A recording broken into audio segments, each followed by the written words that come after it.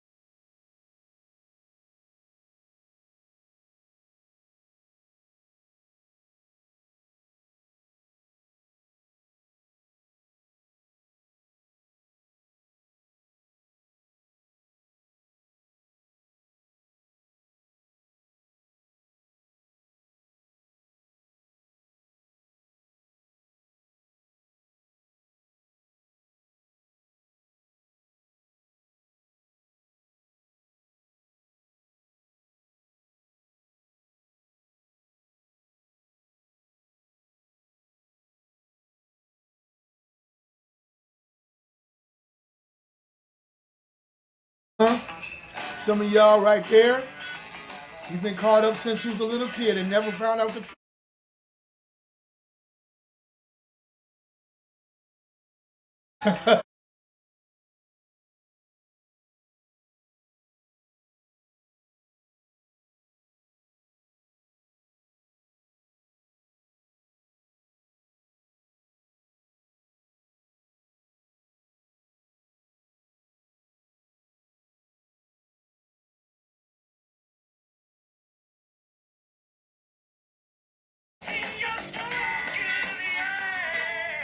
Trying to hide, huh?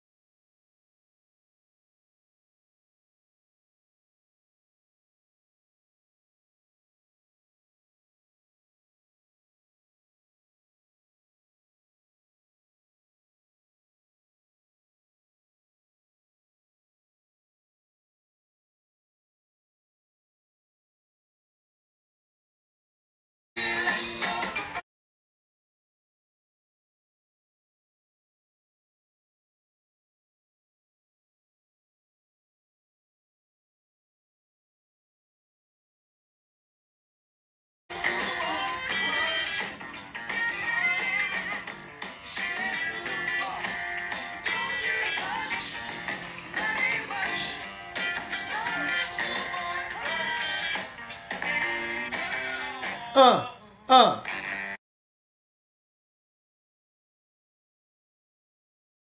Woo!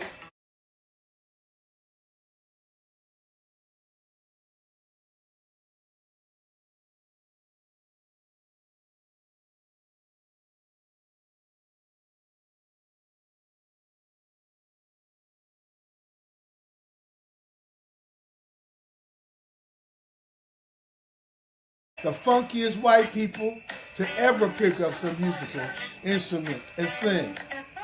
For sure, for sure. Ain't nobody fading these people. One more time. Yeah, y'all been chasing these girls way too hard. Yeah, way too hard. Way too hard. It's Simple Simon, baby, nursery rhymes. But boom. Let me tell you something. We're going to get into it today, man. We're going to say some things that are really going to get your attention. We're going to talk about men and women right now. But we're going to talk about God and his country a little later. But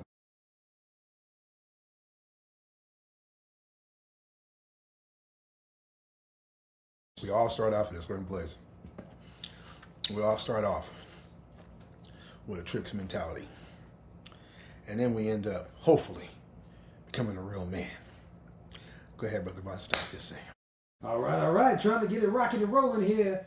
Truth by Fire, Ronnie Ca, dropping dimes, dropping the wisdom so you can understand where you're going, where you're at, where you came from, and get your mind right so you can go ahead and maximize your life. Start with our first topic, straight off the bat. And the topic is simps, tricks, pimps, and a real man's mentality. Break it down, Ron Cash. Let me tell you about this. I heard these guys talking and say, oh man, he's a simp. And I said, what's a simp? So I asked my sons, I said, tell me what this means. A simp. They said, a dude that just wants to pay a girl just to get her attention. So that sounds like that song just put on a Schoolboy Trust back in the 70s, you know what I'm saying? You just so enamored you can't control yourself, right? So you figure the more you give her attention, the faster she gonna bend her knees. So I was like, that's what a simp is? Oh yeah, they paying, they go on OnlyFans and drop all this money.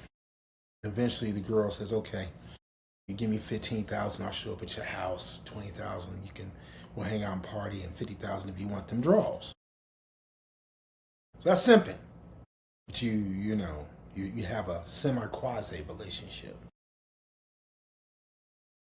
Tricking. That's a whole other conversation. Tricking is this. Tricking is you're literally paying her under her supervision for sexual activity on a regular basis. So you come and see her, she might require you to pay cash, or you might have to go and buy clothes. Definitely buying some dinners and some trips. And maybe it's a combination of all those things, but you're paying. And that's your relationship based on your bankroll. So now some people, they're loaded with money. So it ain't tricking if you got it. That's what they say. But it's always tricking if you got it. Now, pimp's mentality. This is a pimp's mentality, and I learned this from my birth father. He's a devil now. I'm still praying for him. Maybe he'd get it right. You know what I'm saying? But he's crazy. I don't even want him around me. But pimp's mentality is, you know what I'm saying? From 8 to 80, dumb, crippled, and crazy. I ain't never paying for no vagina. You understand? Never. And then you got the real man's. So let's go back to the beginning. The trick. No, excuse me. The simp. He's out there. Hold on real quick.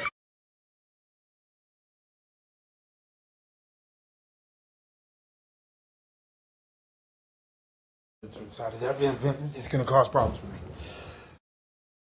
Excuse me. Okay, now I feel better. See, as soon as I start blowing, I can feel.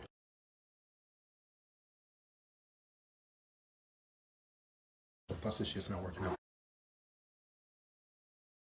Let's go back to the simp. Editing. So, the simp is thinking that he's more of a guy with a schoolboy crush. He's the one running around thinking, like I used to think. My grandmother tried to wake me up. I learned more about women from my grandmother than any man. And I saw this girl, and I'm going to throw her name out there, Allison Mayo. I don't care if she comes back getting mad. She was, I didn't know she was Puerto Rican, but she was beautiful. Pale, long hair, and beautiful skin, eyes. She had eyes for me. She was like, oh, Ronnie Ca is cute. But I was like, I'm going to go take this Earth, Wind, Fire. You know what I'm saying? But, I was like, love was holiday. Would you mind? I wrote the whole thing out. My grandma said, I got to give this thing. She says, no, Ronnie, she already likes you. I said, what do you mean? She already likes you. She told me this. She says, that girl likes you. All you can do is open your mouth and mess it up. And I was like, Grandma, you know what? You wrong on this one. I listened to everything you say, but you wrong on this one. She said, really? I said, yeah. I wrote this letter out, and I got this poem in there, and I got these flowers for us. When she gets all this, she's going to just fall into my arms. I'm watching television. That's what they go out on TV. That's what they write in the books. Everybody has the same story, The man comes with the flowers and the roses, and he's looking good, because I knew I was good looking at that point. Still look decent right now. But my point is, I just knew I had it. So she was like, she wanted to just dance with me. I was like, let me give you this, let me give you that. She said, really? So they took the flowers. She went over to the girls. They started laughing and giggling. I'm thinking, oh, this is going well. They read the letter, and then they start busting up laughing. Busting up laughing. I'm at a cotillion. Black bourgeoisie stuff. And so my grandma sat back, and they were just giggling, laughing. Then they came by. Would you mind? If I touched my kiss, if I held you tight to the board and laugh, oh, this crack on me. That was my whole freshman year. I went to public high school, and my dad was he was the dean at that point. It was crazy. They clowned me the whole year. All the girls clowned me, man. I got lucky because I went to St. Francis the next year, which is all-boy Catholic high school.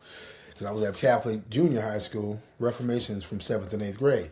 So I went right back. So I'm back over there. That kind of cleaned my reputation because I wasn't there anymore. But they were cracking.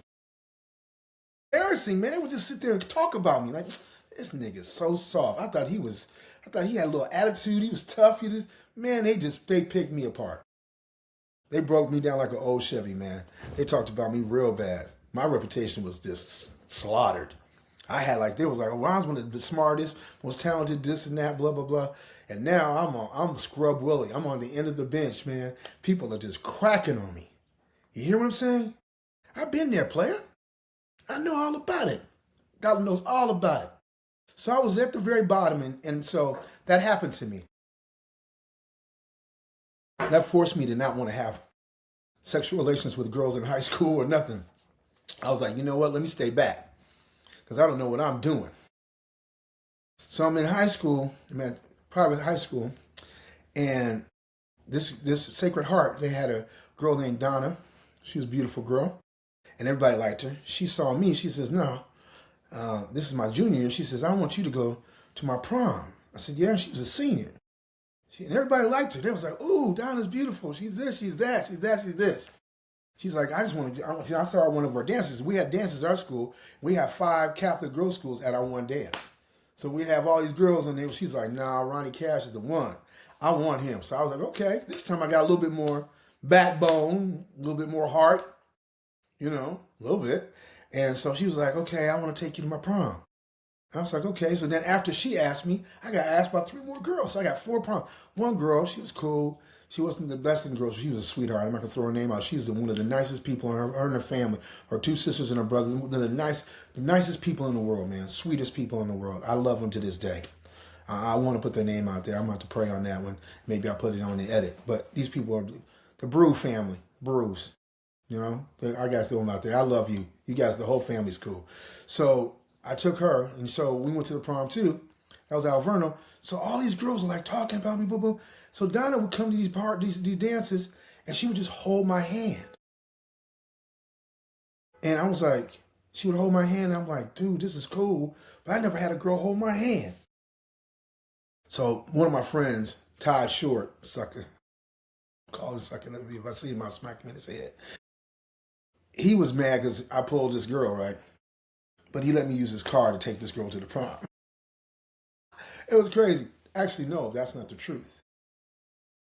My birth father had a really fancy Mercedes. I took that car and we took it to the prom. That's to tell the truth. Anyway, back to my point. We went to the prom, she was dressed, and I went to her house, picked her up from her mom. They said, oh, you got a nice Benz. We know your family's doing well, but not that well. So I'm taking her up to this prom, and we go there. She's holding hands, we're dancing. And dude, she kissed me. And she stuck her tongue in my mouth. And I was like, what are you doing?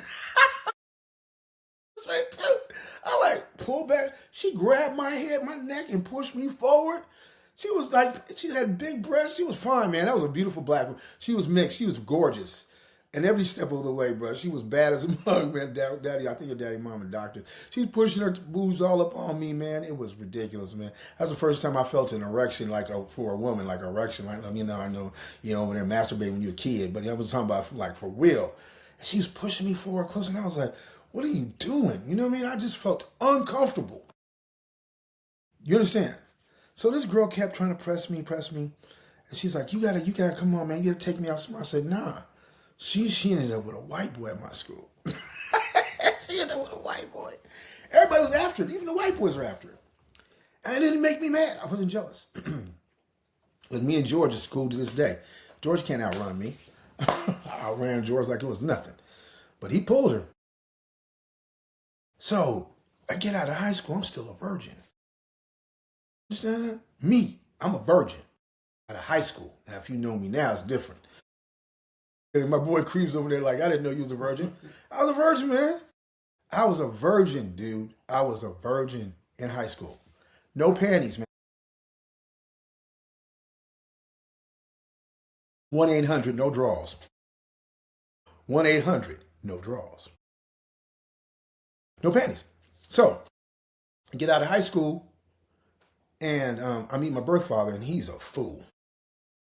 Drug dealer / pimp. He's an asshole. I mean, I deal with him because he's my birth father, but I call it for what it is. That nigga's, I'm kind of glad my mom divorced him because he's out of his mind. Love him now, but the truth is the truth. So he starts talking all this crazy stuff, showing up, go to his house, have porns, and he would be doing some strange things. He was doing drugs, and I walked in on a couple of orgies on him and had to turn around and walk around. I'm still trying to deal with my own personal sexuality, and I see all this debauchery. That's going somewhere, trust me. But I listened to his stuff, and I was sitting there like, the shit he's saying, man, he's too bright on my eyes. I'm an engineer. I'm working into a propulsion laboratory. I was raised different. You know what I mean? I just didn't want to. Me and him don't click. I'm a Steve McQueen type of dude. You know what I mean? I want to be like him, not this, super fly looking ass nigga with the Cadillac, and then it goes to the Benzos and all the rest of it. It's just a whole different vibe. But I'm going somewhere with this. I was watching him deal with his women out the corner of my eye. And it was a different situation. I was like, that's kind of strange. You know what I'm saying? This dude's saying some insane stuff. And it seems, for somewhat reason, it's working. And I was like, no, that don't work. And he was saying all kinds of stuff. Man, blah, blah, blah, blah, blah, blah. You need to make these women support you. You need to. I was like, nigga, I'm doing good. I don't need no support. But one thing kicked in, and I'm about to tell the truth here. I don't care who likes it. And I got a daughter. I saw something today I'm going to tell you at the end of this. I got a daughter. He's got 7. So he's going to have his own problem. I got a daughter. But let me tell you what I saw, homeboy.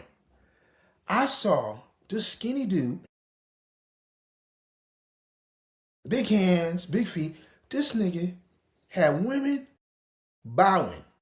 And he was just talking. He was no physical fighting, grabbing nobody. No, it wasn't like that. It was a straight conversation. And I was sitting at the corner of my eyes and, I didn't agree with what he was saying, and I didn't agree with how he was saying it. But, I'm an engineer. If it's functional, it's functional. And I was sitting there going, what is he talking about?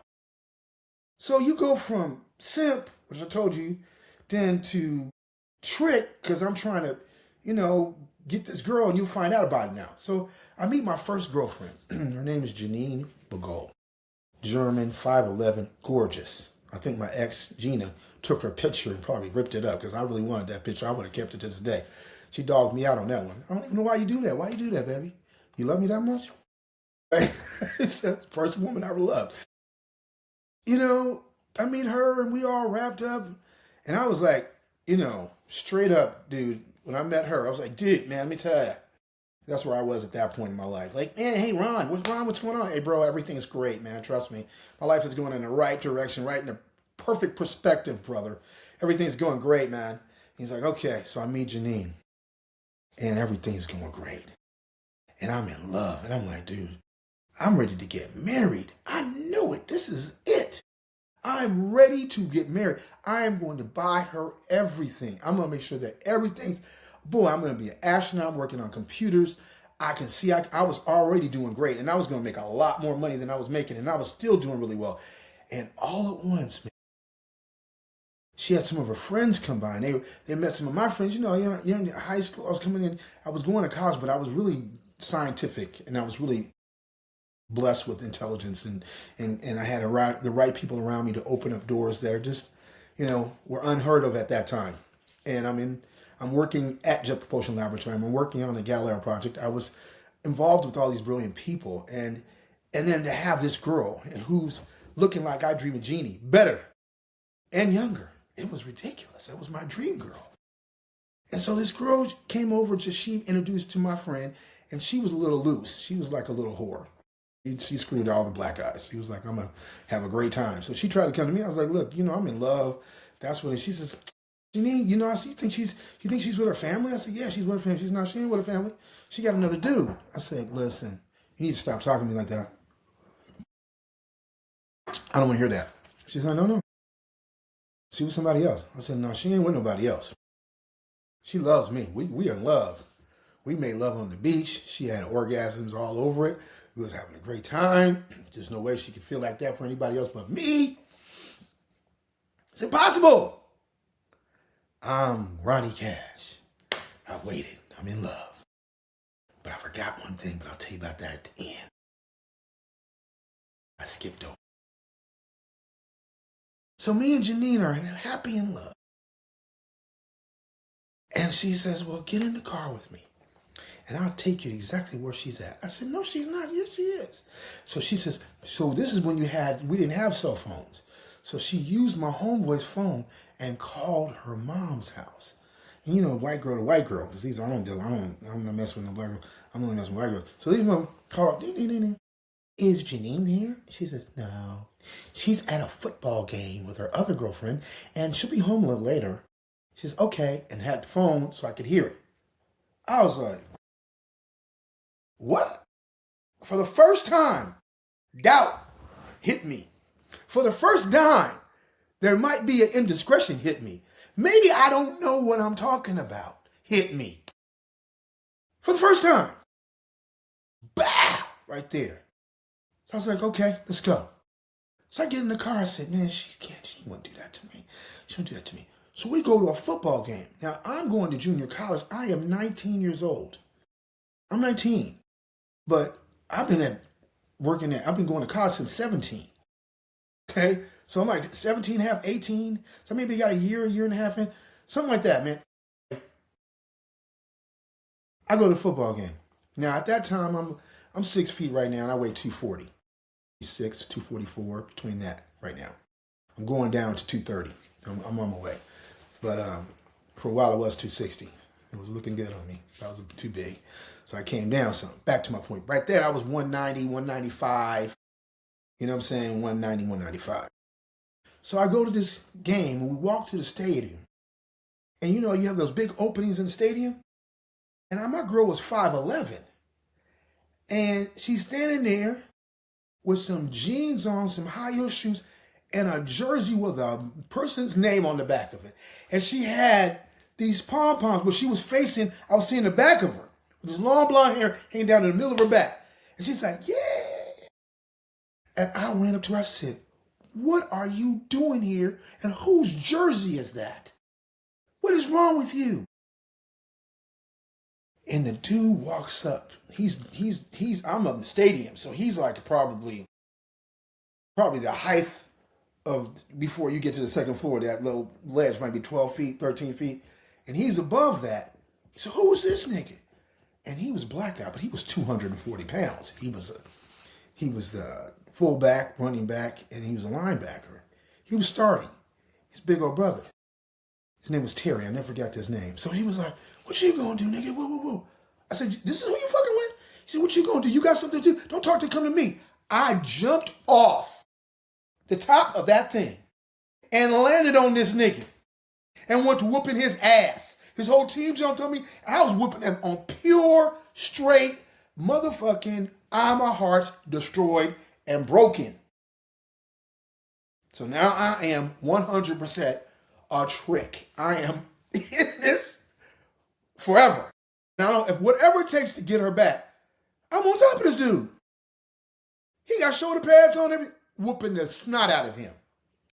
On pure rage. I don't know how many people tell the truth.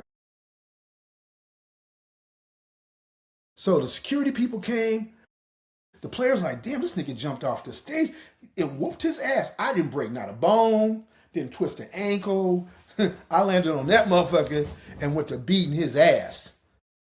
Okay? Does that make sense? So guess what happened to me, bro? Girl Alana She took the car and ran down there, got the car, said, right, that where the field's at, like the fence. She pulled, Ronnie, get in the car. They're going to arrest you. Because this is a white school. But it's a junior college, El Camino. So they had a couple black peers, but there was mostly, so I ran. And I'm a track dude. I'm on the track teams. And I ran 100, 200, quarter. I'm fast. Of course, brilliant. Fast and brilliant. So I ran, got on the motherfucker, jumped in the car, and ran out. She took me home. And I was like, so this girl's like, man, you need to get her back. I said, I need to. So I went on ahead and smashed her. Did what I needed to do. But bro, that didn't fix my heart. It just made it worse. So then I'm sitting there for days, not calling her. Then finally I call her. She's like, I don't want to talk to you no more. I'm like, wait a minute, hold on, stop. You did what to me? Now you playing victim up in this bitch? She says, well, so what? I've been seeing him before I met you, and I'm talking to him, but you have to sleep with my girlfriend. I was like, look, motherfucker.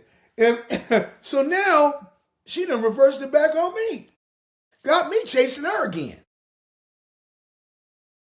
So now I'm crying the blues. Lord Jesus, she done broke my heart. Ooh, she done broke your heart. Ooh. That's getting good tonight. You want to hear the good part? I found out she was with 4 other dudes at the same time. 3 other black men and 1 other white boy that was on the volleyball team. And they all got in touch with me, man. Oh, so you just part of the roster. You're a roster man. She's like, so I got Ronnie. He's cutie pie, but he's brilliant. He's a scientist. He's well educated. He speaks really well, and he's going to make a lot of money. He's going to be a millionaire, which I was before I was 21. So yeah, that did happen. But not with you, bitch. Not with you. And she still loves me too. She can buy, Ronnie, look at what you're talking about us like that. I still love. No, bitch, please stop. Let's keep it 100. Crush my shit, nigga. You talking about orange crush? My heart was crushed into, man, there was nothing left. 4 dudes is up in the booty? I'm 5 up in this motherfucker. Y'all listening? You trick ass, simp ass, bitch ass. Okay, let me keep going. So now, I'm crying in my pillow for 30 days, man. I come home from work and school, and I just cry in my pillow. I got it muffled. My grandmother came in on the 3rd, said, nigga, if you drop 1 more tear, if I hear 1 more moan, if I hear 1 more groan, you understand me? My grandpa, who was the most treacherous, big, good-looking nigga, but yoked, picking up pipes, carrying them by himself. I'm talking about pipes like this. Long, 12, 13 feet long. He picking them things up like it was like picking up a piece of paper, or like he picking up this bottle I'm drinking. Hands this big. You don't want to see him. From Nebraska. No. Western crazy. And he's like, where you going? I don't hear nothing. How am I going to stop crying? Immediately. Ooh. So I'm sitting there, boy. So I can't cry no more. But there's a story behind this. Story behind this, man. Story behind this, bro. Man, I was distraught. So, man, I'm walking around school, going to work, looking at all this incredible equipment that you guys think is cool now when nobody even knew about it, and I had a chance to look at it. And I was doing some amazing things. But when I was on home by myself, I was like, man. And so I was hurt. So anyway, man, long story short, this lady named Sarah Marion, I'm throwing you out there because you try to dog me too. But I showed you at the end too, didn't I? Yeah. So she comes in my life. She brushes up on me. She look like she's a 21 years old, but she's 35 years old, divorced from a very wealthy surgeon, cancer specialist. And she had the wing of the most popular hospital in all of Southern California, the cancer wing. He had to give that to her from the divorce. She lives in a very fancy part of town called San Marino. And she jumps on me. So I'm now got another job. I'm working at Ralph M. Parsons. I'm working on the Alaskan pipeline. I'm doing calcium analysis for that at 19 years old. And so I got this older woman all over me, and she's losing her marbles. She in love. Sprung, you know.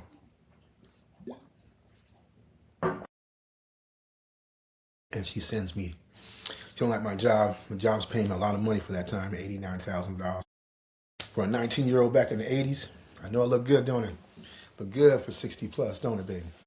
So she was mad. She was like, you can't be here because now at JP I only work 30 hours a week. Now I'm working 40 and I'm going to school. So she's going to see me on the weekends and that's a few days and I got homework and other things. So, you know, it was like, no, can't do that. So she proposed me going to Europe to buy cars and bring them back. I was like, for what? Because I got these surgeons over here in my wing and I got guaranteed business for us. We can go get Ferraris and Lamborghinis and Benzos, back when they had the AMGs out there, bring them back. So I go out there to Germany, and I spend 4.5 months out there. Now listen to me when I tell you this.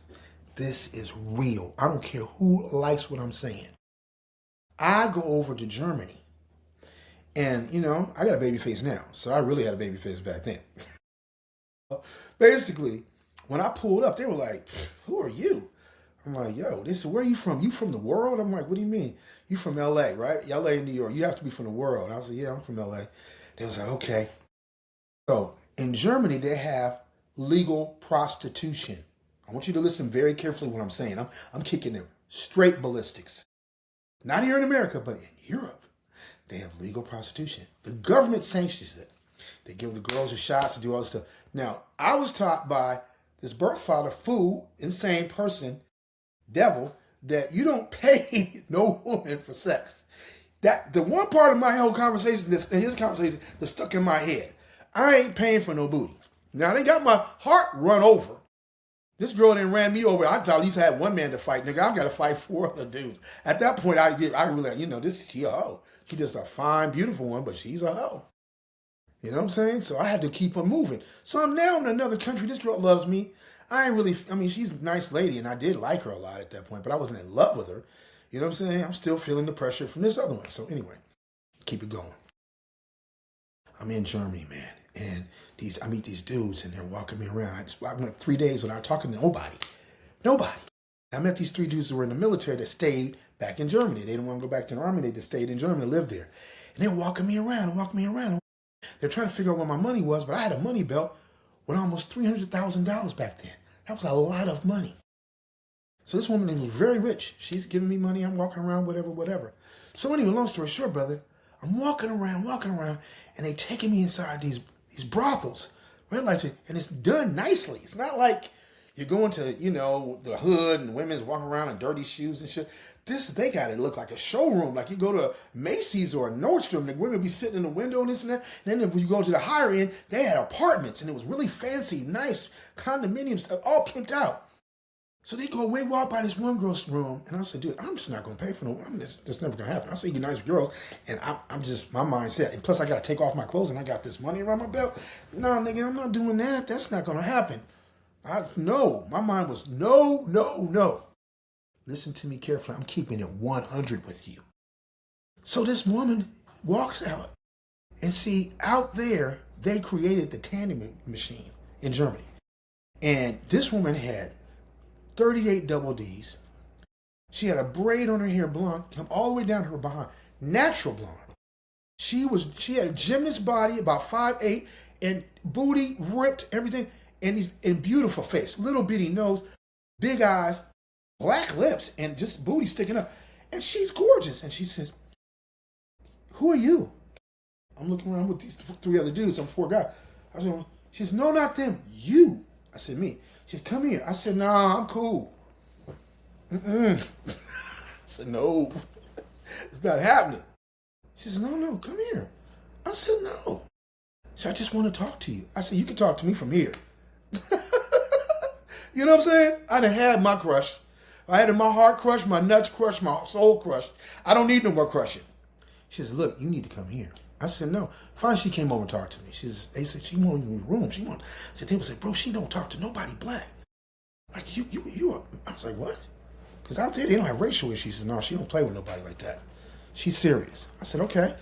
So she came and talked to me. She said, please go in the room. Let's just talk. You can sit down. She had this big, beautiful, leather, comfortable lounge chair. Brown is beautiful. That thing looks expensive. So she said, sit here. And we just started talking, and she started talking to me. She started getting behind me, rubbing my neck and my shoulders.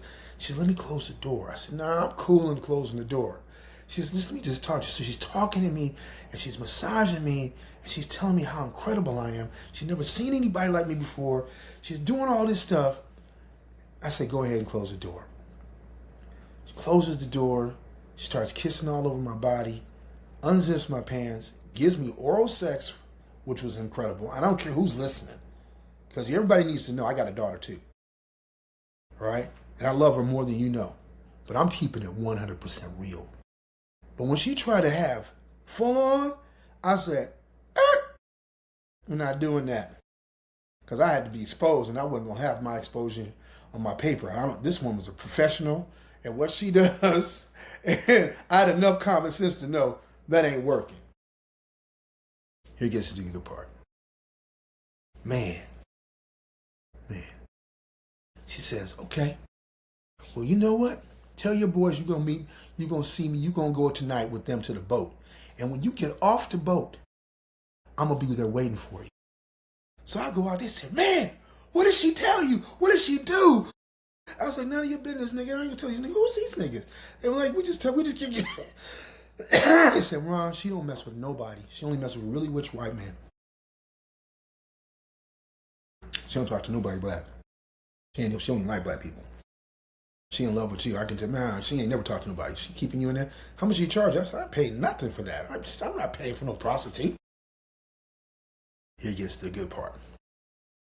Night, I meet these guys. They pick me up to take me to a club. Clubs don't start till midnight. And it's down the road. They have a big boat. It's like a yacht, bigger than 300 feet long. And it's a cruise ship. And you get on this thing, and they got these thick velvet drapes. So you're on the Rhine River, you're riding up and down, they just run up and down this all night. So we're on this club, and I'm partying, because it feels like it's dark, you can't see inside, can't see outside.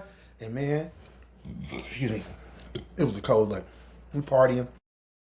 I'm meeting all these girls, one after the next, one's finer than the next. They all like black men, they all love American, they love all that. If you're American or you're black, they all over you. But I was like, for some reason, I don't know, I just didn't. It was like, after this girl, I was kind of, in the back of my mind. Man.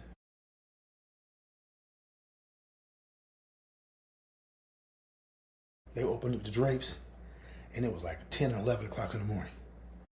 Been on that boat for 10, 11 hours, man. It was partying. It was like being at a club. But you start a club at 8. If you get off at 3 or 4, you've been on there 8 hours, 10 hours. That same thing. So I get off the boat, and I'm, Count Dracula and all that shit. And they got this thing come up, just gotta hit the ground so you can walk down the plank. And when I looked outside, I saw this girl with a Bordero hat. And she had a lace bodysuit. Just a lace here, a lace there, lace. You can see nothing under there. Believable. Now she's in the daytime, and I mean, she is so fine. And she turns around, and her braid is going all the way down to the middle back. She got this tight leather jacket up here like this, and these boots that are tied up against her ankle. Everybody was sitting there going, who is that? That was the finest woman in Frankfurt, Germany, period. And she was sitting outside waiting for me. Waiting. I already got a rich girl now. But I'm out here now. I'm 9,000 miles away. And this is all what happened within the first week of me being there. 3 days I walked around with nobody talking to me. The last 4 days I meet this girl. Here goes the end of it. So I had to get in line. She was just looking at me. I got down there, she just ran over there and jumped on me and started kissing me. And let me tell you something right now, partner. I was in a full-fledged relationship. I mean, full-fledged. Janine Gold was fine, but she could not touch this one. Janine was fine. This one was head and shoulders above that. So she takes me as her own crib. Nice area, suburbs, beautiful. Gorgeous. She takes me to the bedroom, and bruh, in there 3 days. So I wake up. She's cooking.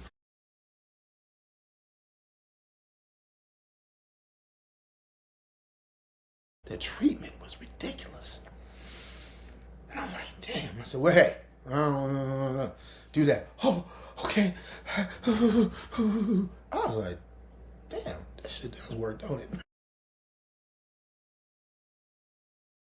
Well, I ain't got there yet. I'm almost there. Listen to me. So me and this woman are hanging out. She came to me. She says, listen, I made this money today. I said, hey. First of all, it looked like Monopoly money to me. I got these G's. I got this American money. Secondly, I don't need your money. More than paid. I'm staying in a 5-star hotel. I don't need this, and that. She said, don't go back to your hotel. Don't get your house. She went to my hotel. She was like, I'll bring you back to my house. Okay, cool. Then she said, listen, I got to go to work. She says, but I got 4 other women that you can sleep with. I can't make this up. Any man that doesn't go to Europe first before he gets married is crazy. You need to go to Europe first. Finish up this story. And this went on for 4.5 months. She cried boo-hoo tears when I had to leave. And I was like, I got to go back. I got my grandma at home, and I got this woman at home. I got this car. I got the part about the car that I need to get the car, and they send it back and put it on the boat and this and that. But here goes the story, the end of the story. When I came back, the older woman was like, damn, you changed. You just got to do it. And I was like, baby, you know what? If you don't get in line quick, I will leave you before the blues hit Dallas. Matter of fact, before the body drops and me shooting you in the head with a gun, which I don't believe hurt nobody, but the speed of that, before your body hits the ground, I'll be on a plane back to Europe. I don't want to talk to you no more. I need a woman that respects my manhood, respects me as a man, and that wants me just because of me. Not because of my car, not because of my clothes, not much because of my career, how much money I'm potentially might make. Not that I have a whole bunch of money right now. She chose me on me. You know what I'm saying? So I gave you the pimp's mentality. I had the experience of it, but I wasn't pimping, but I was like, felt good. When I got home, I became a real man. Let me tell you today, I took lady works for me, Robin, to get her car serviced. And when we were out,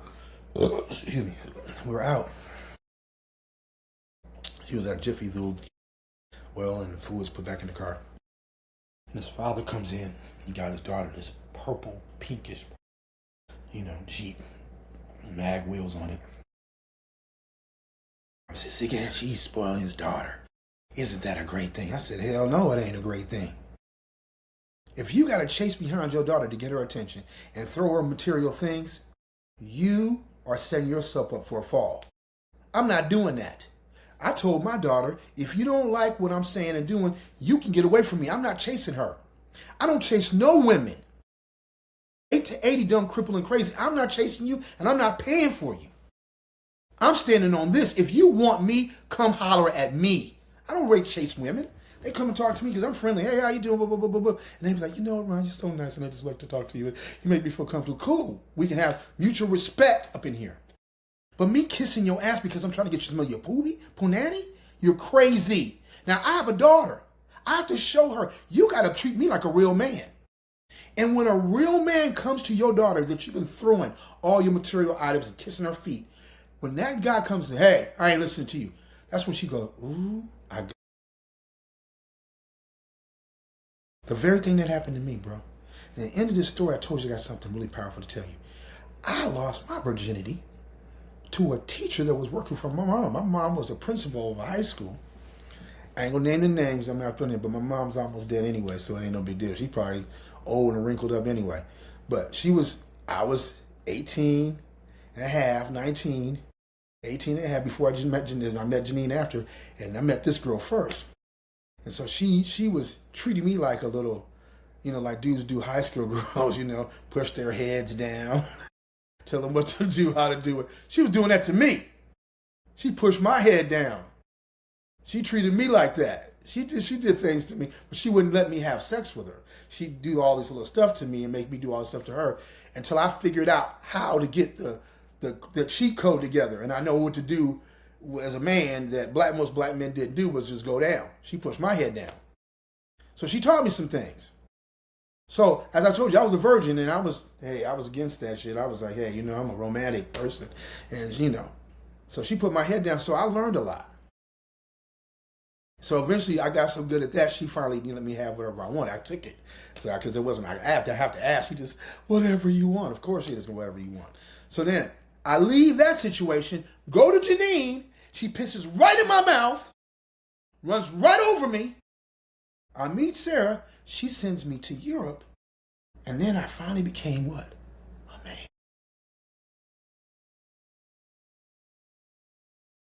A lot of you guys have not become men because you have not ventured out past your comfort level.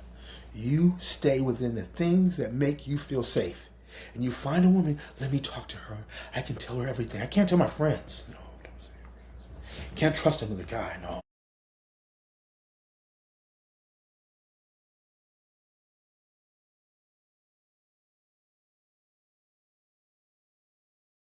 I'm smarter than you, man. They have babies, and most of them are men. They swallow them, they put them on their titty, they wipe their ass, stick fingers up their harness to find out if they're sick or not. They do some strange things, man. They push a baby out and be smiling right afterwards. You ain't emotionally tied to be able to control that. The only thing that she's going to respond to is power and strength. And a lot of you guys have got no man in you. A real man going to demand what he wants, and he's going to say what he means, and he's going to do what he has to do. He's not going to depend on anything, man. And that's the hard part. And when a woman can feel that from you, she's going to help you, she's going to support you, she's going to gap her legs, and she's going to take care of everything you need. As just like as soft and sweet as they are, when you're strong and hard, and you mean it, that turns them on as well. Last but not least, I'm going to tell you something right now. There should be no need for you to be a simp, a trick. You don't need to be a pimp. You can have a strong mentality, but you don't need to just take and run them into the ground. You need to be your own man. That's the problem with all of you guys. And don't pay no woman bills so you can feel like you're her man. You're her man irregardless of paying her bills. You're her man whether you can give her some money or not. And if you're really her man, she's going to go out there and fight for you just as hard as you fighting for her. Maybe harder, but you want to know why? Because a real man is in demand. Next subject. Right. Real men in demand. I love it. I love it. Moving to a different topic now. We switch into spirituality in the Americas. And the topic is birth of a nation, Christianity in the Americas. Let me say this to you. I told you guys on my Facebook page, today I was going to break open some stuff that nobody, hold on, I'm doing my podcast. Okay?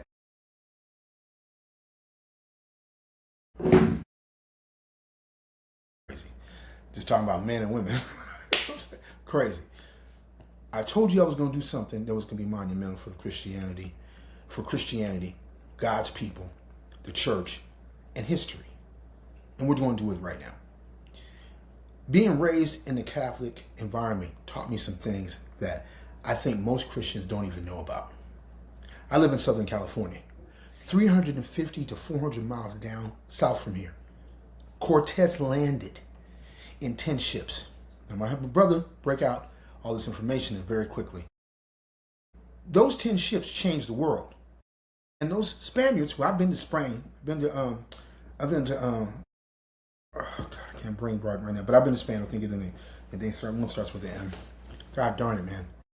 And I've been to Spain, and those are white people. We hear people speaking Spanish, and we think they're indigenous or they're Hispanic or whatever you want to call it. They're not. They're white people speaking Spanish, but they speak it differently. Sounds like Italian, very close. It's not. And those Spaniards brought Christianity with them. Now, there's something really powerful about that. They came here in 1516. And by 1523, it was a wrap. Do you understand that? Now, if you go back to the Bible, and you go back to where Moses got the 10 Commandments, all right? And he was up in where? Egypt.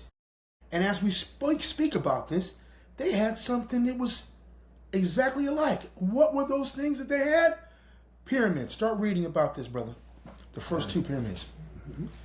Oh my God. I'm in my podcast. Do you hear me? Hello? Seems not even. Go ahead, guys. Go ahead, Queen. Mesoamerican pyramids form a prominent part of the ancient Mesoamerican architecture. Although similar in some ways to Egyptian pyramids, these New World structures have flat tops, many with temples on the top, and stairs ascending their faces more similar to ancient Mesopotamian ziggurats. Most pyramids had square bases, but there were also pyramids of other shapes, including rounded ones. The largest pyramid of the world by volume is the Great Pyramid of Cholula, in the east-central Mexican state of Puebla. The builders of certain classic Mesoamerican pyramids have decorated them copiously with stories about the hero twins, the feathered serpent,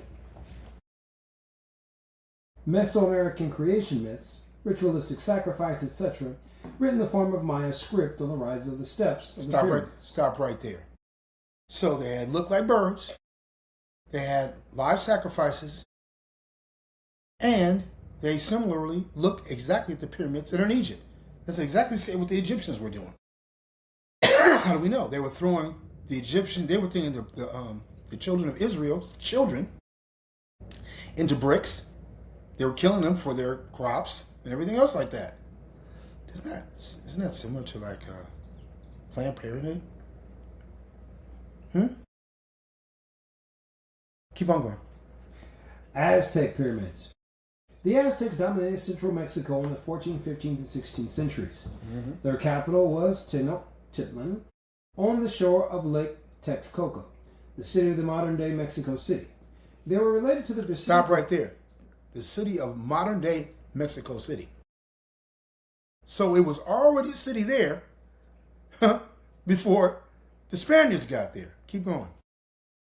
The site of the modern-day Mexico City. They were related to the preceding cultures in the basin of Mexico, such as the culture of Teotihuacan, whose building style they adopted and adapted. Sites involving Aztec pyramids.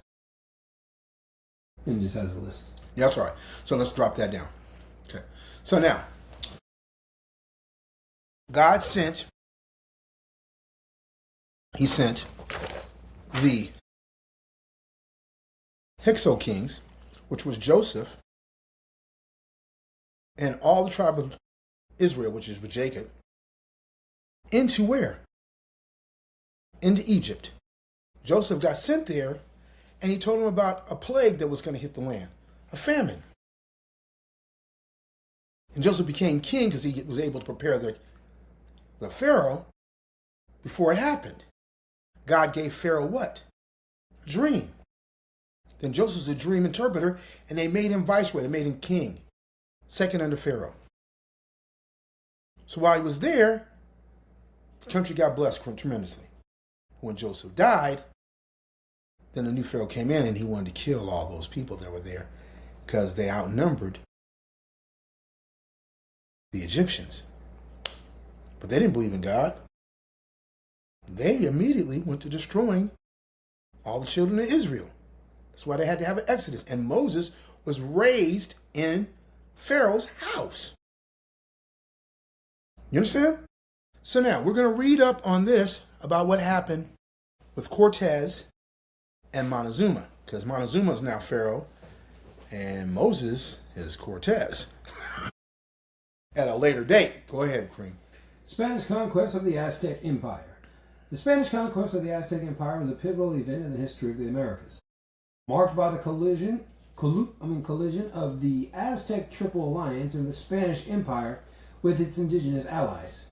Between 1519 and 1521, Spanish conquistador Hernán Cortés and his small army of European soldiers and numerous indigenous allies overthrew the most powerful empire. Let's stop right there. They said allies? So, that's a really powerful statement. Allies. What do you mean by allies? It means that those people had knowledge and understanding that some great nation was coming and they could see it from afar off. Isn't that what happened with Joshua? And they got to Rahab? Huh? Didn't Rahab say, we've been watching you come here for the longest, destroying all these countries, and the hearts of our men have melted. Didn't she do that? Didn't she become an ally? Mm-hmm. And why did she become an ally? She let the spies sleep where? On top of her roof. Mm-hmm. These parallels are amazing, aren't they? Keep on going. Led by the Aztec ruler Montezuma II, the Aztec Empire had established dominance over modern central Mexico through military conquest and intricate alliances. Stop right there. They was bad. They had all kinds of equipment that we didn't have, that Cortés didn't have. Keep on going. The Aztecs ruled hegemonically through local rulers, their power resting on the perception of unchangeable Aztec military supremacy. This was an inherently unstable system, vulnerable to a loss of prestige under even moderate challenges. The sudden downfall of the Aztecs... That's their opinion. They weren't losing, and they weren't losing. It was not moderate. They had complete control over the Americas, bruh. They were powerful, right? We'll talk about the Grand Canyon last. Keep on going. The sudden downfall of the Aztec civilization was due to a combination of factors, including superior weaponry, strategic alliances with oppressed and rebellious... We didn't have superior weaponry. That's bullshit. Keep on going. And the impact of European diseases. Stop right there. Say that again? And the impact of European diseases. Okay, so what plagues did God put on Egypt when Moses was around? Same thing. Keep on going. In 1520, the first wave of smallpox killed 5 to 8 million people. Bingo. The Spanish campaign against the Aztec Empire had its final victory on August 13th of 1521, when a coalition army of Spanish forces under Cortés and native Taucalan warriors led by Xicotencatl the Younger captured the Emperor Cuauhtémoc and the Aztec capital Tenochtitlan. The fall of Tenochtitlan marks the establishment of New Spain, with its capital at Mexico City, built on the ruins of the former capital. Stop right there. Woo! He built it on the ruins of their capital. Did they steal it or did they take it? Did they whoop their ass as an inferior group of men? And how did that happen? Let me show this. Let me show this. We going to the next page right here, bro. We're going to the timeline. That's what we're going to go to. But let me say this to you real quick before we get back on the timeline. Isn't that what God did when he went and gave those 12 plagues? Huh? It didn't happen overnight. Each time he had them plagued and they destroyed another portion of their government. Each time they took away parts. It was like took away the EPA, it took away the FAA, it took the FTC, the FCC. You know what I'm saying? Oh, you take away the Environmental Protection Agency, you take away the FBI, the CIA, the NSA. It's just taking out one piece at a time. Then eventually they planted their flag on top of Washington, D.C. You understand what I'm saying? Now, how is that possible? When you go on a ship, it takes you 8 months to get there. How is that possible? You gonna go to another man's land and 8 months you've been on a ship, you ain't got no food, you ain't got no water, and you just jump off the boat and whoop their ass. That makes sense, huh? Huh? Just like the Egyptians were thinking, who are these guys? These guys got some goat herders, sheep herders. No, they started calling on God, and God stepped forward and went to whooping their ass. Keep on going. Let's get the timeline. Many of those on Cortez's expedition of 1519 had never seen combat before, including Cortez. A whole generation of Spaniards later participated in the expeditions of the Caribbean and Tierra Firme, Central America, learning strategy and tactics. Nevertheless, the Spanish conquest of Mexico has antecedents in earlier practices. Timeline starting at 1428, the creation of the Triple Alliance of Tenochtitlan, Texcoco, and Talcopan.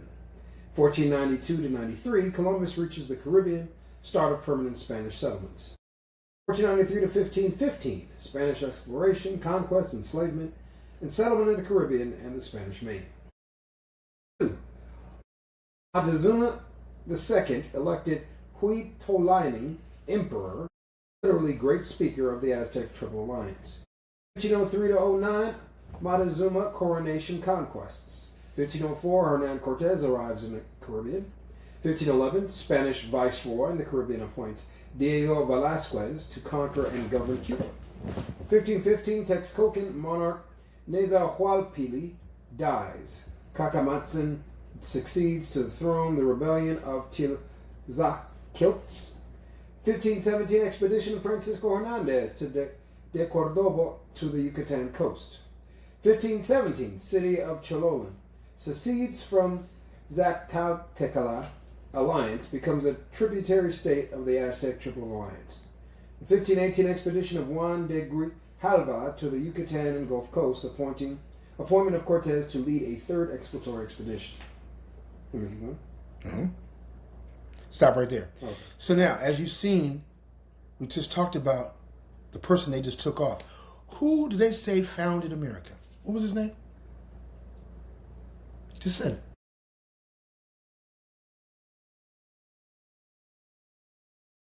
1492. What are you talking about, Columbus? Stop right there. He's a Spaniard. Come on now. Stick to the game plan, baby. 1492. It's Indigenous Day no more. They took him off. You know what I'm saying? Took him off. Hold on, you have to edit right now. What's up, Jesse? How you doing? Good, good. What's happening, brother?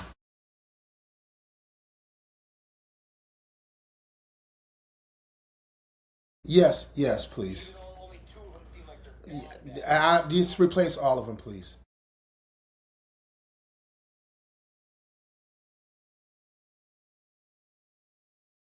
All right. Okay, 1200. Yeah, I got you on the labor part. I get you. I appreciate what you're doing. Trust me. All right, man. All right, all right. I'll hit you in the morning, man. Now it's back to editing is off. Got all these things going on. So, Columbus comes in, finds America, but America was already founded, and it was already bustling. And if you went up the Mississippi River, they had pyramids all up and down there. So these people came in, Christians, and destroyed a country, a whole huge country that was full of what? Egypt's shit. The Egyptians were already here. All right? And they were satanically controlling this part of the hemisphere. You understand? Live human sacrifices. Isn't that what these satanic organizations are doing right now? Taking babies, mutilating them. That's what the Epstein file was all about. How's anything changed? What you got to say about that, black? So now the Christians come in, destroy all that, give it God's name on it, and now everybody's mad. But guess what the church won't do? They won't say nothing. They don't discuss this kind of stuff. Thank you, the Catholics. The Catholics did do some things right. This is one of them. This country wouldn't have been founded without them. Doing the leg work, doing the hard, heavy labor work, fighting tooth and nail, putting missions in places where there were no missions, in a land that was hostile from its original creation to what God and his people were saying through Christ Jesus our Lord. You understand what I'm trying to say? So, with this knowledge and truth, we now know that this was the birth of a nation, don't we? Yes. It's the birth of a nation because God was here through these people. The Spaniards were Catholics. They were Christians fighting the good fight. Nobody gives me. Why is that? Well, since I was raised in Catholic school. Yeah, but I'm waiting for somebody to say, well, that's not exactly right. That's not exactly how it went down. My ass. It's exactly what happened. You know why they're mad? Because they can't stop it. They're trying to cover it up. To take Columbus' statue down. You taking Columbus' statue down for what? You want to revive those nations and that power? And that's satanic? Is that why you guys keep doing all this wild stuff on the left? And everybody's doing everything with you? And you're saying we can't live with these people? We can't coexist with them? We have to destroy this system? That's what progressiveness is all about? The progressive wants no God. He just wants man and what? Government. And they will sacrifice a man for that government. He's all devil sitting behind there, Satan himself sitting in the back of the talking about we don't want God involved. We don't want God involved. So let's tear down the history of the truth. Do you know in the 1800s, man, late 1800s, those pyramids that were in Central America and Central Mexico and in Central Ecuador, they were covered up with trees and ivy. They didn't even know where they were. Somebody had to come in with a huge weed whacker and knock everything off of it. You understand that? Till they found out what was there. These people were way before we were farther advanced than we were. These Spaniards, Europeans were nowhere close to them. Nowhere close. How do we know? Because in the 1790s, Napoleon went to Egypt and blew the nose off the Sphinx when he found out it was a black man or a black woman's face and could not take that they were that far away. Took some dynamite and blew off the nose. This is 200 years after that. How about them apples? So the European was messed up. That's why they painted Jesus black. I mean, from black to white, so that everybody could be comfortable. No, God is white. It can't be black. See, Jesus was black when he came here because nobody was white around here. And guess what? The white people pushed Jesus farther than any black man did. He took him from one side of the planet to the other. He took him all the way to the west and all the way to the east. Japheth. Asians. Did you know that? I did. He does. See? That's why God changed the color through Caucasus Mountains. He's like, I'm going to take these people who ordinarily, if you had the Michael Jackson disease, which you saw with what was called vitiligo, we gave the white people vitiligo permanently because they were black. We're all the same race. Did you know that? There's no different races. It's just one race, human beings. But the truth comes out, we all gonna get mad. White people, I came from black people? Yeah, you came from black people. God changed your color. So everybody's black, but y'all don't like it. You want to be white because God blessed you with being white. I get it. I would hold on to my whiteness too. My whiteness is power and I got the money. I don't want to be no black person around here running around and acting a goddamn fool. I get it. Black people are crazy. And I say that with love and peace. I ain't trying to dog my people out. I'm just saying. Everybody's my people. Really, let's call it like it is. Everybody's my people. But the truth is the truth. See what I'm saying? See how this is being played out? And the church says nothing. So now, here you got these people trying to revive this satanic nation, this satanic world, and wants you to stop doing what you're doing. We don't want you to have a car. We don't want you to have your electric car. We want you to ride a bike. We want you to be. Why? You want us to go back to being indigenous? Have you heard that one yet? Has anybody said that to you? You want to take me backwards, and we're going forward. But if they can use forward to push you backwards, they still get you either way. You understand, player? So now, as I say this, from the Catholic school people that I went to school with, we were endowed with knowledge and truth. We just didn't realize how valuable it was at the time we got it. So I went to the Ecclesia of Jesus Christ. God took me there, and they taught me the ancient Hebrew. I spent 4 years with James Joseph, and understanding the ancient Hebrew from the real side of it, going back and forth with him every time we met up for hours. And it's ingrained in me. So what I learned before and now what I know now gives me a platform to speak from. And that platform is to get you to see that this is a birth of a Christian nation. And since that day, Satan has been fighting it. And from 1462? So you got 1500. You got 15, 16, 17, 18, 19. You got 600 years, man. 6 lifetimes from a human being. That all happened. Guess what they're doing? 6 human being lifetimes. They're trying to destroy what God has put together. And you're in it. You're in it. And they'll divide you by skin color, by hair color. And I mean, you be a white person with red hair, they can get you as far away from they can get you as far as they can possibly get you. If you're an Irishman, you the nigga of the white race. They gonna separate you to everybody that looks exactly the same. They're gonna figure out a way to separate you. They got black people hating each other. One's too light and one's too dark. And anybody in the middle, boy, it's all the same conversation, man. The red dot Indians show you that. It's called the caste system. How you gonna divide a nation inside of the nation? This is supposed to be a Christian nation. Joseph had a jacket and had every color. It was a sign. Every color and creed in it.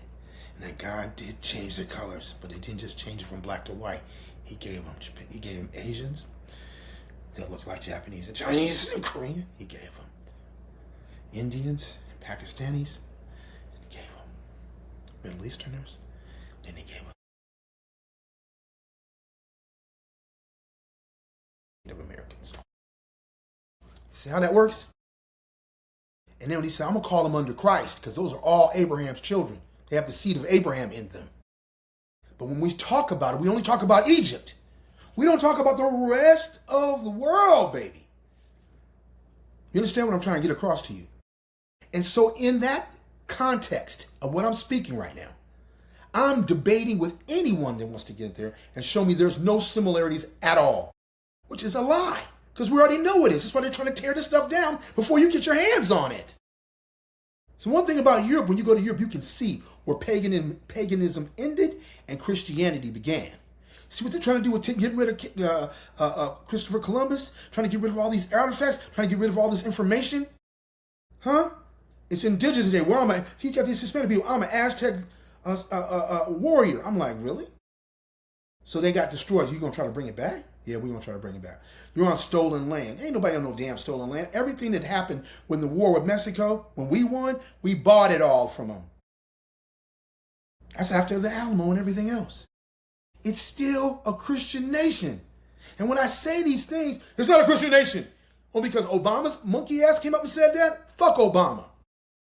He ain't no real black man anywhere. He's Southeast Asian. He ain't from damn Nigeria. Period. He's Southeast Asian. Trust it. Go do your research. You didn't get a black man yet as president. The closest one you got to be a black man was probably Bill Clinton. I ain't got no problem with Bill. Bill was a slick motherfucking white boy. He acted like a nigga for real. But my point being to you guys, listen to what I'm saying. You saw the birth of a nation and no one's recognizing that problem. Is, oh yeah, slavery. We know that. Slavery was a horrible thing. But guess what? The Republicans, the Puritans, they saved us. They fought the battle with the Southerners who were what? Slave traders. They were pirates. That's who they were. The sophisticated Christians, they saved us. Don't you know that? And now they're the KKK, and the ones that really were the KKK are your allies because they changed history in your mind. So I got something for all you people on my Facebook page talking about calling me a bootlicker and you know, I don't know what you got. Where's bootlicker coming from? Look, Malcolm X told you, I'll say it because I'm going to show it to you. He says, if you're black and support a Democrat's a fox. He smiles at you, but really he's trying to eat you at the same time. How's he going to be the slaveholder and now he's not? He's your best friend. But he goes to a Somalian who sold you, Africans sold black people into slavery. It was a trade. and they go to Africa, get him, and make money with him, and don't give you a dime. Somalians is getting money from Minnesota faster than a horse can trot. They had some Somalians at the LAX airport. And guess what? They had $700 million in suitcases up about 14 feet and about 20 feet wide, full of cash, trying to go out the country. But can't pay a black man a reparation for his ancestors building this whole country. Think about this. Then you get mad at Donald Trump. None of this stuff is making sense if you know the truth. They don't want you to have this nation no more. They want to superimpose another nation on top of it and call it theirs.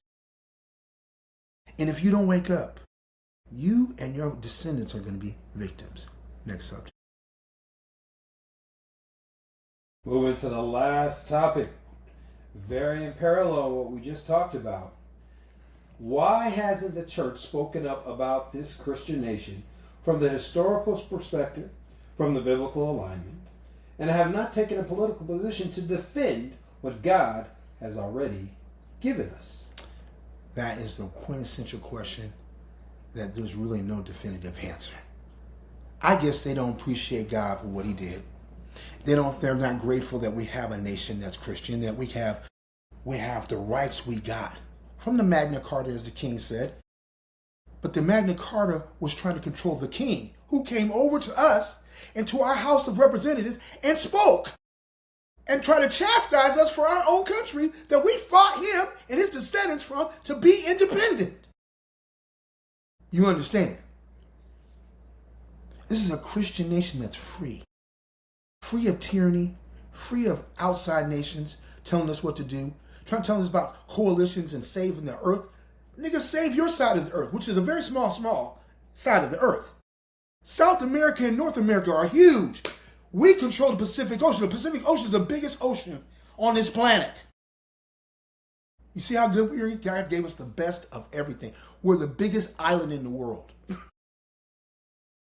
We're surrounded by the Atlantic and the Pacific on both sides. And you trying to chastise us? God gave you the best. And you know what you're doing? You're turning your booty hole up and letting these devils have sex with you right up the back of your behind. Right up the crack of your ass.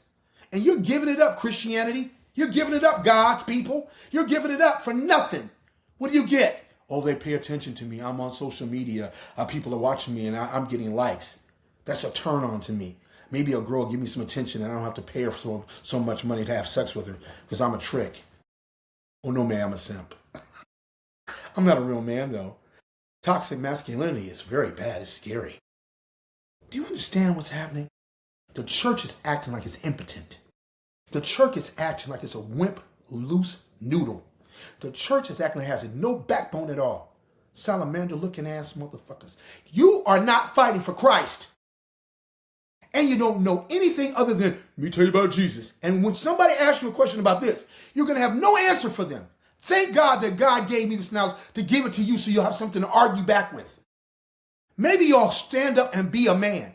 And for those chicken-pecking, ignorant, terrible education, that's your fault, ghetto-ass blockhead suckers.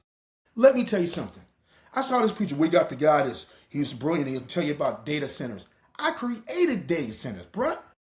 Just because I didn't tell you that, I'm doing stuff for the government, you have no idea. But let me tell you something, I grew up in Pasadena now. I don't know where these guys came from. I grew up in Pasadena. I was tutored at Caltech. I worked at Jet Propulsion Laboratory. I worked at Ralph M. Parsons.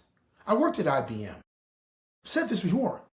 So I was with the real hidden figures. And let me tell you something, with all that information that God has given me, I'm transposing it back to you to give you the opportunity to realize that this was designed to be a Christian nation. So where is the church? Why aren't they speaking out about the historical facts, the biblical facts?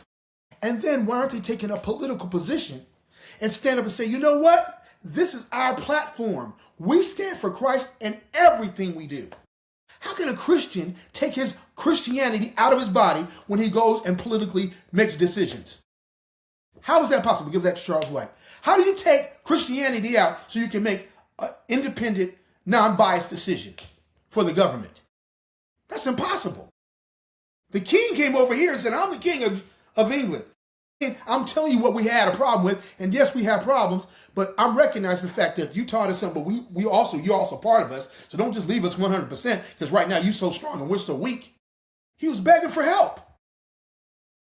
Aren't we supposed to pray to God first? Isn't that a prayer, Kareem? Where's the church? Where is the church on this? When's the church going to stand up? Oh, no, we can't get involved in politics. You are the stupidest people on planet Earth. There's always the chicken pecking ones. I'm sorry, man. I wasn't raised to think like you do. I have critical thinking going between my ears. And I'm telling you right now, critically speaking, it's a critical matter. It's critical functionality. It's breaking apart. Boy, you know what I'm saying? When it spins at a rate that's too fast and it starts falling apart, you know what I'm saying? The whole thing can fall apart and that's it. It's going to be gone. And you know how that's going to happen? Because you refuse as a Christian and you refuse as a pastor and an apostle, a prophet, a teacher, an evangelist. You refuse to make these statements publicly. I'm making mine, whether you like it or not. You want to know why? Because I live here and Christ is in me and I have no other place to go but towards him and his things. And I think it's time for all of us to have an ardent, strong, focused, predetermined, rock solid opinion and voice to speak for Christ and this country. I keep saying Christians and Americans, they should be synonymous, one in the same. I don't care if you're a Muslim. I don't care if you're a Buddhist, Sikh, or atheist, or Satan worshiper. Just don't tell me this is not a Christian nation. You're here on the love and gratitude that we have for God to let you be free in our environment. We don't put tyranny on top of you. But you guys are trying to tell us what to do, and that's not going to work either. You understand? You are lucky to be here. Last but not least in this whole thing, I want my brother to hear this and everybody else. God has given us, he's endowed us with these rights. They're inalienable from God. Right? We have life, liberty, and the pursuit of happiness. Those are not given to you by no man, only God. And here you can exercise those things. But someplace else, you cannot. And let me say this to all you knucklehead Negroes who want to get on a boat and go to the Caribbean instead of taking your ass to Rome. Let me enlighten you, ignorant people, who don't want to go to Rome, where the first church started off as, actually the second church. I went to the Colosseum where they were throwing Christians in with lions and tigers they haven't fed in a few days. And I saw these scratches into the walls. Like there was somebody, I thought it was a lion digging his claws in there. I went to the guy, I said, did the lion do that? He says, no. The human beings did that. They were trying to get away from the tigers, man. They were digging their claws in the clay and diving in there and climbing out. Some of them made it. Some of them probably didn't. Because they had them Romans over there taking spears and probably chunking them back down into it. But the human will to live and survive is an absolutely amazing endeavor. And I'm sitting there thinking, look what God has done and put on the backs of others. And you are just pissing it all away.